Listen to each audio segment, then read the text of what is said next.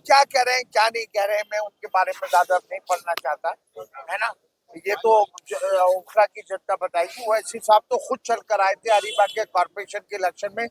2 public meeting करी थी, एक शाहीन बाग में करी थी, एक यहाँ शुएब दानिश साहब खड़े, इनकी अहलिया नादिया दानिश के खिलाफ यहाँ बटलाहो में ओखला गांव में रामलीला ग्राउंड में करी थी। क्या रिजल्ट निकला था आप बताइए। इसलिए आप उनको तो माइनस करके पूछे मुझसे तो ज्यादा बेहतर रहेगा कि उनका यहाँ पर कोई कोई जितनी भीड़ दिखाई दे रही है ओवैसी की सभा में, क्या वो वोट में कन्वर्ट है? जितनी ओवैसी की भीड़ में थी इतनी तो कल पप्पू यादव की जनसभा में भीड़ थी।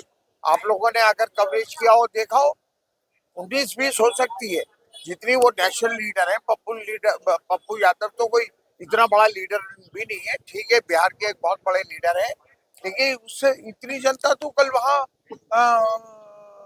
हाई टेंशन के नीचे मौजूद थी। भीड़ इस बात की कहीं गारंटी नहीं है।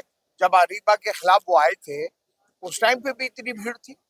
जब नादिया दानिश के खिलाफ वो यहाँ रामलीला ग्राउंड में उन्होंने पब्लिक मीटिंग करी थी तभी भी बहुत भीड़ थी। लेकिन रिजल्ट क्या आया, आप रिजल्ट की बात करिए। रिजल्ट जनता क्या देती है ये ज्यादा मायना रखती है। अभी उसको राखी सावंत को बुला लीजिए तो उससे भी ज्यादा भीड़ इकट्ठी हो जाएगी।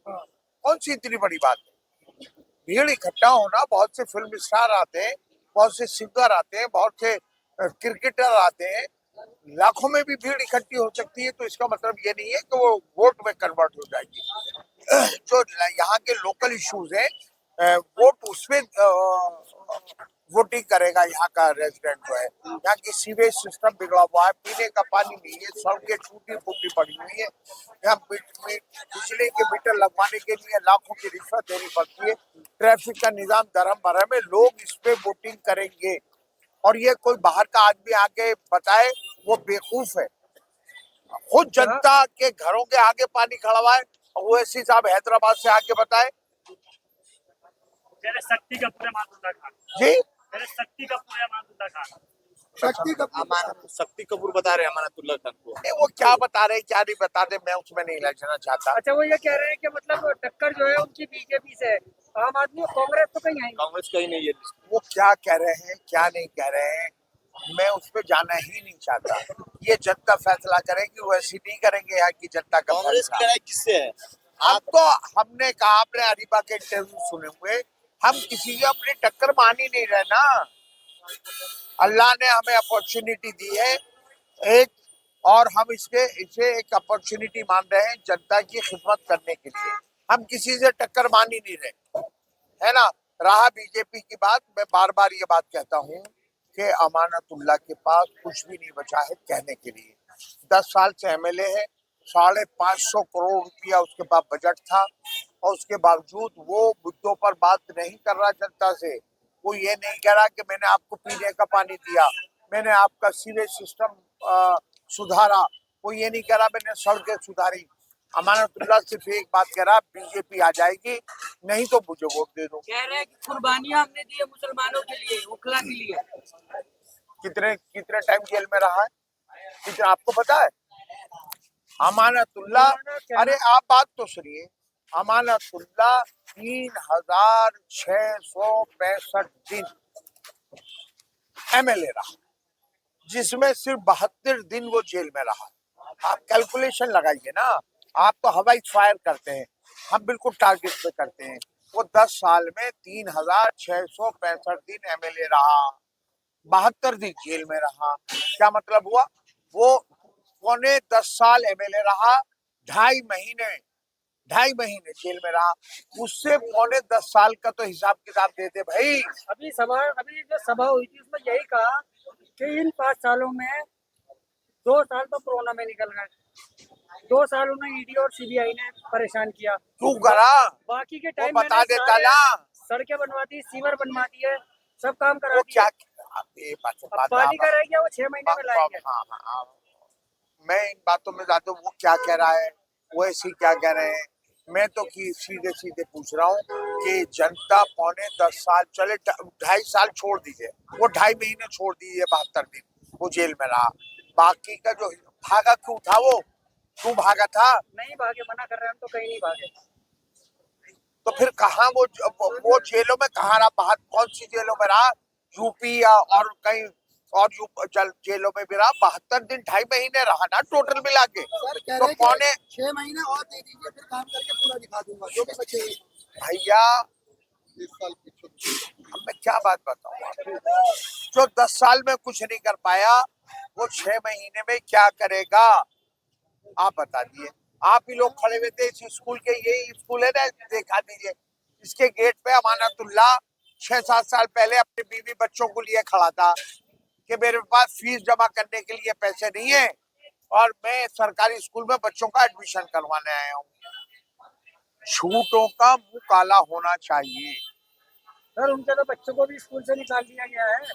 किस बात के लिए कहा गुंडागिरी करेंगे स्कूल में? गुंडागिरी जब क्या जब सड़कों पर वो मॉडिफाइड सिलेंडर लगा के फायर करते घूम रहे हैं लड़कियों के बराबर में आके, स्कूल में भी बदतमीजियां करते हैं, टीचरों को धमकाते हैं कि हमारा बाप एमएलए, तुम हमारा दिले पढ़े नहीं पढ़े, हम बाहर खड़े रहे या क्लासरूम में खड़े रहे। कह रहे हैं उनको बचाया जा रहा है, उनको बेटे को टारगेट किया गया है। देखिए अब इन बातों का तो अब जनता 5 तारीख को जवाब दे देगी, उसका रिजल्ट 8 फरवरी को आपके बीच में आ जाएगा। लेकिन अमानुल्लाह खान से हम लोग बात किए तो वो कह रहे हैं कि भाजपा सीधी लड़ाई आम आदमी पार्टी की, आप लोग एमआईएम कोई फ्रेम में नहीं है। मैं तो तीनों को नहीं मान रहा, मैं तो कह रहा हूँ अमानतुल्ला वो 3,000 जो कहता है ना मेरे इतने वोट थे, बाकी तो केजरीवाल के नाम पे मिले थे मुझे।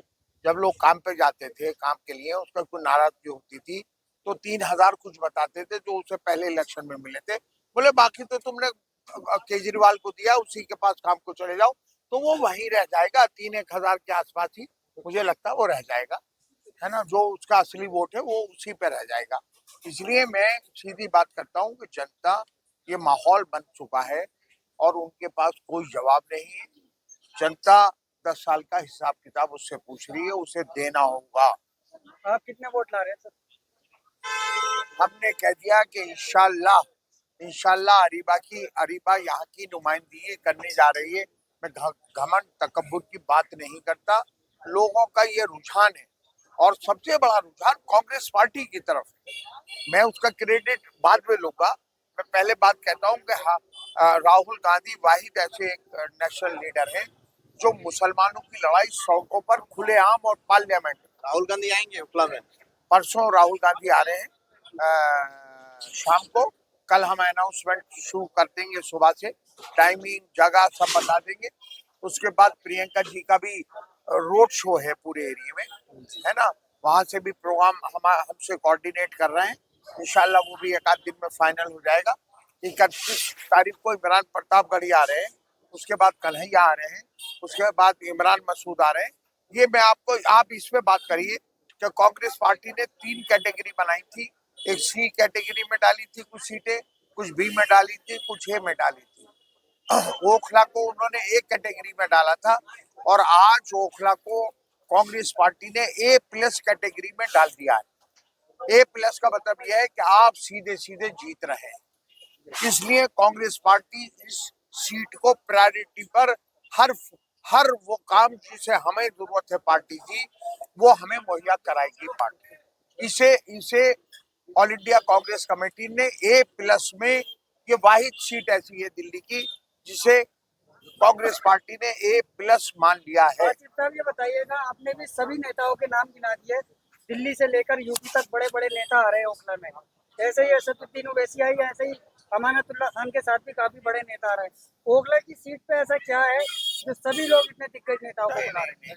देखिए मैंने आपको बता दिया कि जब कांग्रेस पार्टी का हाईकमान और हमारे सबसे बड़े लीडर राहुल गांधी यहाँ पर आ रहे हैं तो जामिया नगर की कोई तो अहमियत होगी, यहाँ के वोटर्स में कोई तो खासियत होगी। CNRC के नाम पर, CNRC के प्रोटेस्ट की वजह से ये पूरी दुनिया में ओखला सुर्खियों में रहा है। ये सभी पॉलिटिकल पार्टीज इस अहमियत समझते हैं इस हल्के की। सर गलियों गलियों में जा रहे हैं, आपको किस तरह का रुझान मिल रहा है अभी लोगों से? मैं शायद इलेक्शन से पहले सोच भी नहीं सकता था, मैं ये मानता था कि हम अच्छा इलेक्शन लड़ेंगे, लेकिन शायद मुझे इतना यकीन नहीं था कि लोग इस हद तक कांग्रेस पार्टी को पसंद करते हैं और कांग्रेस पार्टी के फेवर में वोटिंग करेंगे। और क्योंकि कांग्रेस पार्टी की अरीबा कैंडिडेट है तो ऑब्वियस है कि अरीबा को सपोर्ट कर रहे हैं। जी यहाँ